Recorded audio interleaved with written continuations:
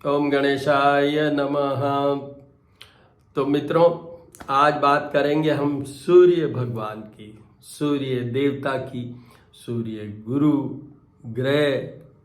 सूर्य यथार्थ है, सामने हैं, सच्चाई में दिखते हैं, हम दर्शन करते हैं और सूर्य ही सबसे शक्तिशाली प्लेनेट हैं।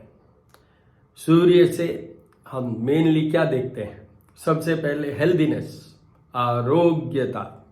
सेकंड, जितने भी एडमिनिस्ट्रेटिव रिलेटेड चीज़ें हैं, चाहे बिजनेस की बात करें, चाहे जॉब में करें, चाहे स्कैम की बात हो, जो कुछ भी आप गलतियां कर देते हैं और सूर्य कमज़ोर है तो आप उसमें फंस जाएंगे। जो स्कैंडल की बात करें, एडमिनिस्ट्रेटिव स्कैंडल की बात करें, there also sun is seen. And third, in the married life it's a planet for separation. ये मेरे बहुत सारे वीडियो श्री करनी ज्योतिष एवं वास्तु शोध संस्थान, जो मेरा यूट्यूब चैनल है, उसके ऊपर मैंने डाले हुए हैं सूर्य के। हर माह सूर्य बदलते हैं, हर माह हम ये डालते हैं, तो आप उसमें देख लीजिए कि कहाँ कहाँ क्या क्या इम्पैक्ट आता है। जो मैंने अभी कहा कि प्लैनेट ऑफ सेपरेशन, तो उसकी भी मैंने स्टोरी बता रखी है कि सूर्य भगवान इस बात के लिए क्यों हैं। वहाँ मैंने बता रखा है कि इसलिए कि वो उनकी पत्नी और वो छाया और संज्ञा और सब आपको मेरे वीडियोस में मिल जाएगा। अब हरिडली सूर्य के उपाय भी पहले बोल देता हूँ, क्योंकि बहुत लोग कहते हैं आप पहले ही बोल दिया करो। तो उसमें देखिए, सबसे पहले सूर्य के लिए ओम ह्रीं घ्रीं सूर्य आदित्याय नमः, ओम सूर्याय नमः, ओम सूर्य आदित्याय नमः।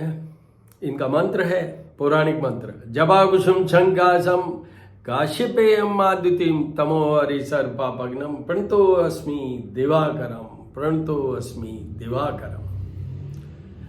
ये सब। और सूर्य के लिए गायत्री मंत्र, ओम भूर्भुवः स्वः तत्सवितुर्वरेण्यं भर्गो देवस्य धीमहि धियो यो न प्रचोदयात्। एक सूर्य गायत्री भी है, आदित्याय विद्महे भास्कराय धीमहि तन्नो सूर्य प्रचोदयात्। ये सारे प्रचलित मंत्र हैं। उन मंत्रों के जाप से, उन मंत्रों के उच्चारण से हमें सूर्य प्रसन्न होते हैं और हमें उनसे फेवर मिलता है। तो ये हुआ। उसके बाद में अब देखिए 1 2 3 4 5 बता देता हूँ। तो 1 क्या है? सूर्य को जल चढ़ाइए। जल के अंदर सबसे पहले जल, उसके अंदर रोली, हल्दी, चावल, ये तीनों और कॉपर वेसल में लीजिए और चढ़ाइए। अगर आप 12 बजे से पहले या 10 बजे से पहले चढ़ाते हैं तो इसको 3 बार में चढ़ाना है, 1 3rd 2 3rd 3, मतलब रेस्ट ऑफ द जल। और जल चढ़ाते हुए ये ध्यान मत रखिए कि आपके पैर में लगेगा या कहाँ लगेगा, वो तो वहीं चढ़ गया। अगर आप 12 बजे के बाद चढ़ा रहे हैं तो 4 बार चढ़ाइए। पहले चढ़ाएंगे वो होगा प्रायश्चित, you will feel sorry for being late, और वो 3 बार वो चढ़ा दीजिए। वहीं पे हनुमान जी, क्योंकि उनके शिष्य हैं, तो हनुमान जी का, चाहे आप हनुमान चालीसा, चाहे हनुमते नमः, कुछ भी आप हनुमान जी से जुड़ी हुई चीज पढ़ लीजिए। अगर नहीं पढ़ सकते हैं तो यूट्यूब से सुन लीजिए। फिर ये जो मैंने गायत्री मंत्र का मिनिमम 24 टाइम्स आपको रिसाइट करना चाहिए, पढ़ना चाहिए। यूट्यूब से चाहे तो सुनिए। 24 वर्ड्स होते हैं गायत्री मंत्र में, तो इसलिए 24 is the minimum, otherwise 27 and 40 time, जो आपको सुटेबल लगे, विश्वास, श्रद्धा और भाव के साथ वो कर लीजिए। ये एक जो बेस्ट उपाय है वो कंप्लीट। अब जिनके की सूर्य जन्म के समय, जैसे अक्टूबर मिड से लेके नवंबर मिड तक जो सूर्य होते हैं वो नीच राशि पे होते हैं, फिगर 7 तुला राशि पे। अगर ऐसा है, कहीं भी पड़ा हो, आपकी हॉरोस्कोप में किसी भी घर में पड़ा हो, तो आप जरूर आदित्य हृदय स्तोत्र के 3 बार पाठ करिए, सुनिए, यूट्यूब से चला लीजिए। ये आपका एक दूसरा और पोर्शन आ गया। लास्ट ये है कि अभी जैसे मैं बताऊंगा उसमें कि जिनके बहुत ज़्यादा खराब है, जैसे अब बात हो रही है चंद्रमा जो आपकी राशि है उसके रेफरेंस में, राशि से 4th हाउस में है, 6th हाउस में है, 7th हाउस में है, 8th हाउस में है, 12th हाउस में है। वो बता दूंगा राशियों के किन किन के है। तो उन लोगों के लिए ये है कि उनको ये आदित्य हृदय के ये तो सब करने ही है, उसके साथ ही जो मैंने प्रचलित मंत्र की बात की वो ब्राह्मणों से ही करवाइएगा। अपनी कोशिश मत कीजिए, क्योंकि कोई भी गलती किसी भी विधान में रह जाती है तो मुश्किल होता है, उससे हमें हानि ही होती है, फायदा नहीं होता है, लाभ नहीं होता है।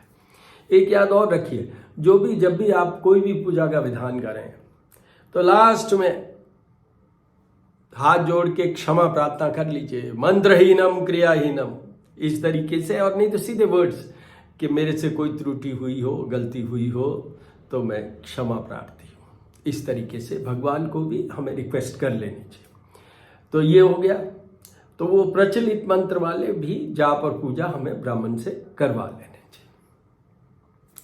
अब एक ये तो हो गया एक पोर्शन। दूसरा पोर्शन, आपके सूर्य जन्म कुंडली में कमजोर है, आपके सूर्य अभी राशि वाइज जो ट्रांजिट कहाँ देखते हैं हम? ट्रांजिट देखते हैं इन द रेफरेंस ऑफ आपका जोडियक साइन, मतलब आपकी राशि क्या है उसके रेफरेंस में हम देखते हैं, गोचर की बात करते हैं। और जैसे मैंने कहा कि 15 अक्टूबर से 15 नवंबर सूर्य नीच राशि पे होते हैं, तुला की राशि पे होते हैं, वो 1-2 दिन इधर उधर होता है, अदरवाइज वो वहीं है। जैसे मकर संक्रांति पे सूर्य मकर में ही होंगे। तो जैसे तुला राशि वाले पोर्शन में मैंने कहा, वैसे ही यहां पर जिन जिन राशियों के लिए कमजोर है उनको सुबह first time they should start with गुड़, जैगरी।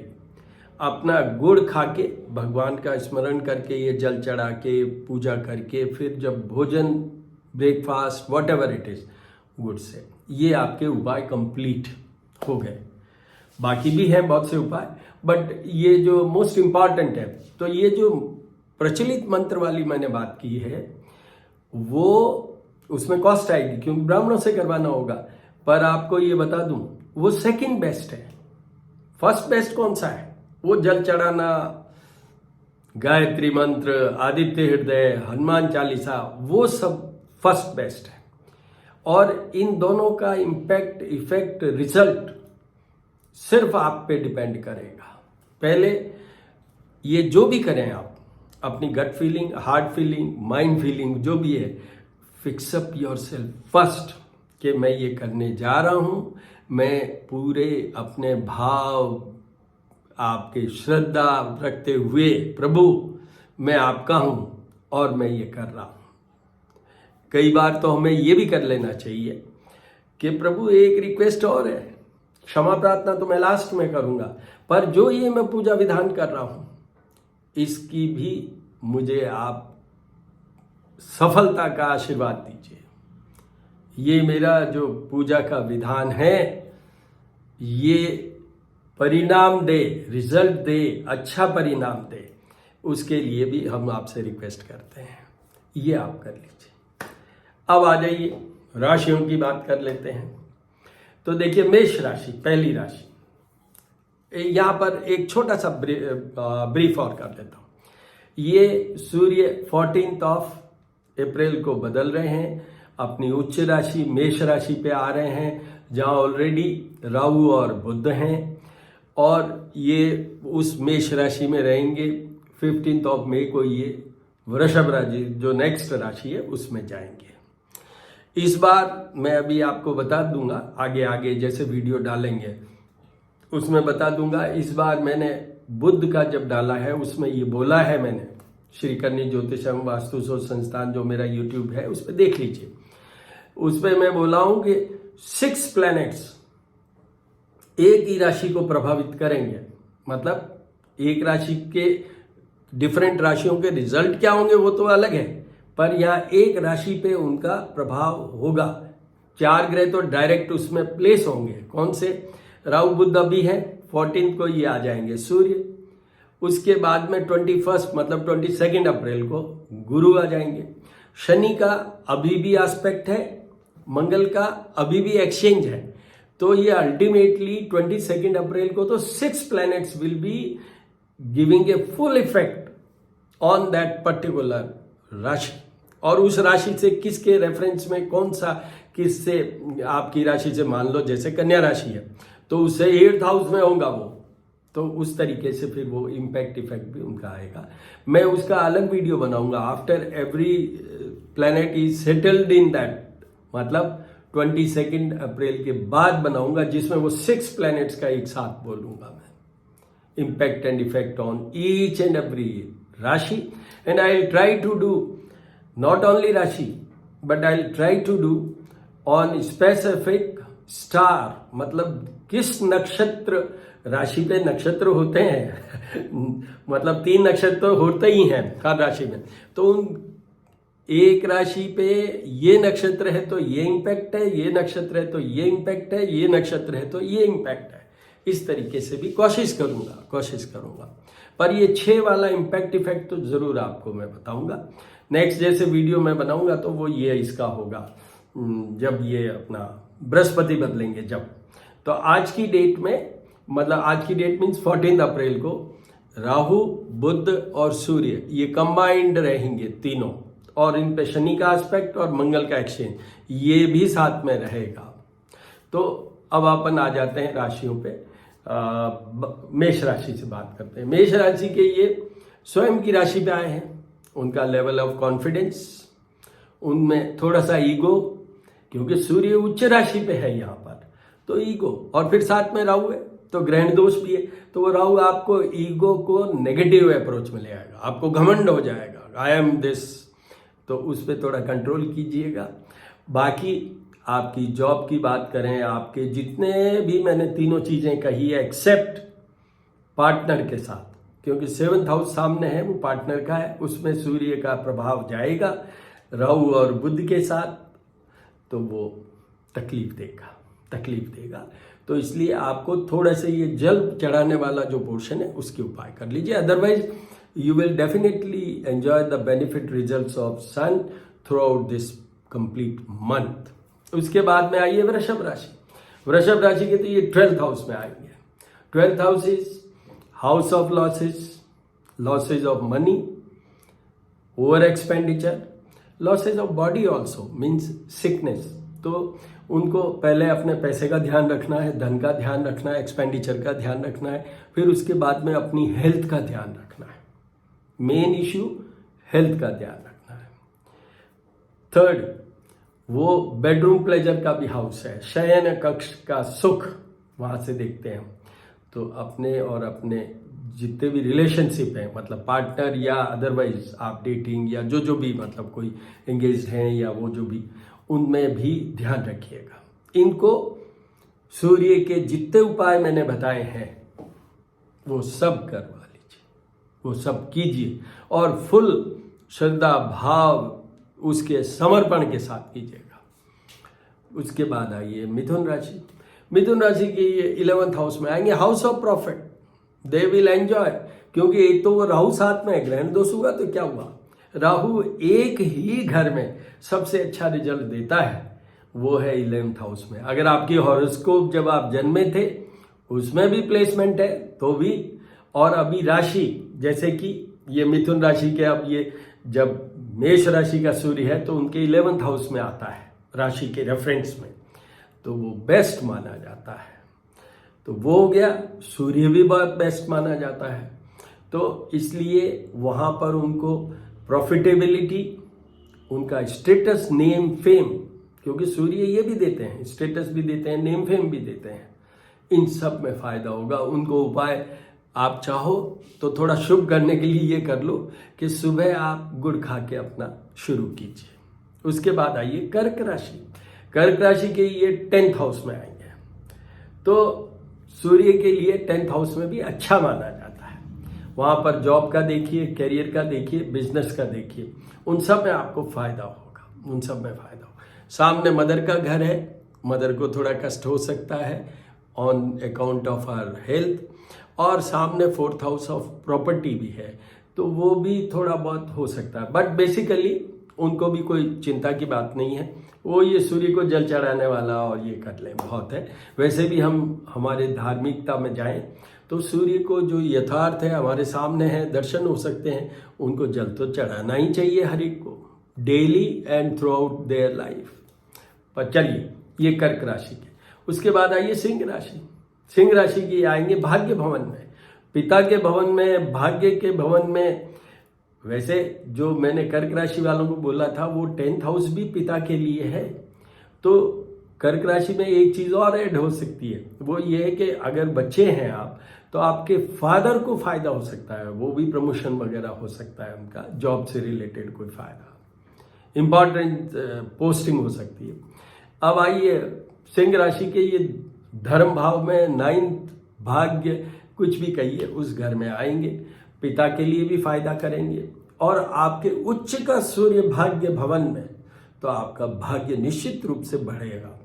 आप अगर कोई एग्जाम दे रहे हैं, बच्चे हैं, उसमें आपकी अच्छी स्कोरिंग होगी, फादर का आपके फायदा होगा, आपका नेम फेम होगा। In case if you are in a job, तो हो सकता है कि आप अभी अपने आप को एस्टेब्लिश कर पाए, मतलब जैसे अभी रेटिंग का टाइम है ना, वो अप्रेजल जो ACRs होती हैं वो अभी इसी टाइम भरी जाती हैं, तो उसमें आपका रेटिंग अच्छा आएगा। उसके बाद आइए कन्या राशि। कन्या राशि के 8th हाउस में जाएंगे, तो कन्या राशि को तो अब सारे उपाय सब ग्रहों के करने ही करने हैं, चाहे वो राहु की बात हो, चाहे बुध की बात हो, चाहे सूर्य की बात हो, आने वाले टाइम में बृहस्पति की बात होगी, शनि की बात होगी, मंगल की बात होगी, बट अभी अपन सूर्य की बात कर रहे हैं, तो उनको सूर्य के सारे उपाय करने चाहिए। They should focus on their health, they should focus on their relationship with their partner and the health of partner. They should focus on all administrative problems, जो मतलब कोई भी छोटे मोटे चल रहे हैं तो उनको नेगोशिएट कीजिए, बी विजिलेंट, और उसको स्पेसिफाई कीजिएगा, यू सॉल्व योर प्रॉब्लम्स। और सूर्य के A to Z जो मंत्र और जाप की मैंने बात की है, वो भी जरूर करवाने चाहिए आपको, मेरी ये सलाह है, मेरा ये इंडिविजुअल मत है। उसके बाद में आइए तुला राशि। तुला राशि की ये 7th हाउस में आएंगे, तो 7th हाउस में उनको सब चीजों में फायदा होगा एक्सेप्ट वन, वो है पार्टनर की और उनकी हेल्थ का कोई इश्यू हो सकता है, रिलेशनशिप का इश्यू हो सकता है, बाकी सब फायदा ही फायदा है। तो इनको भी वो जाप और पूजा करें या नहीं करवाएं, बट जो रेस्ट ऑफ द एवरीथिंग है वो उनको जरूर करना चाहिए। उसके बाद आइए वृश्चिक राशि। वृश्चिक राशि के ये 6th हाउस में आएंगे, तो 6th हाउस का प्लेसमेंट सूर्य का अच्छा माना जाता है। यहां पर एक ही चीज में उनको ध्यान रखना है, वो है उनकी हेल्थ, और थोड़ा सा क्योंकि साथ में राहु का भी इम्पैक्ट इफेक्ट होगा, तो कोई हिडन अननेसेसरी अटैक नहीं हो आपके ऊपर, उसमें थोड़ा सा बी विजिलेंट। अदरवाइज आपको कोई कुछ वो देखने की जरूरत नहीं है। ये है नीड बेस में जाइए आप। वैसे तो सूर्य के ये उपाय जो जल चढ़ाने वाला, गुड़ खाने वाला, ये जो है वो तो करना ही चाहिए। नीड बेस में आपको जाप पूजा का भी अगर ऐसी जरूरत पड़ती है, आपका हेल्थ को कोई प्रॉब्लम खड़ा हो जाता है, आपके कोई हिडन अटैक होता है, somewhere you are harmed, hurt by somebody, तो फिर उस समय आप जाप पूजा भी करवाइए। उसके बाद आइए धनु राशि। धनु राशि के 5th हाउस में आएंगे, house of performance, house of love, house of education, house of output, ये सब चीज़ें हैं। तो आपके बिजनेस में, आपकी वर्किंग में, आपकी जॉब में निश्चित रूप से फायदा होगा। आपके अगर रिलेशनशिप की बात करें तो यहाँ पर थोड़ा सा कमजोर, जो लव की बात की ना मैंने, सूर्य का इन सब चीज़ों से कोई मतलब नहीं है, तो इसलिए वो जरूर ध्यान रखिए। Otherwise everything will be okay, everything will be very good. तो ये उनके लिए है, उनको भी जल चढ़ाने तक तो उनको भी मैं सजेस्ट करूंगा, क्योंकि एक पोर्शन तो कमजोर है ही। उसके बाद आइए मकर राशि। मकर राशि के ये आएंगे 4th हाउस में।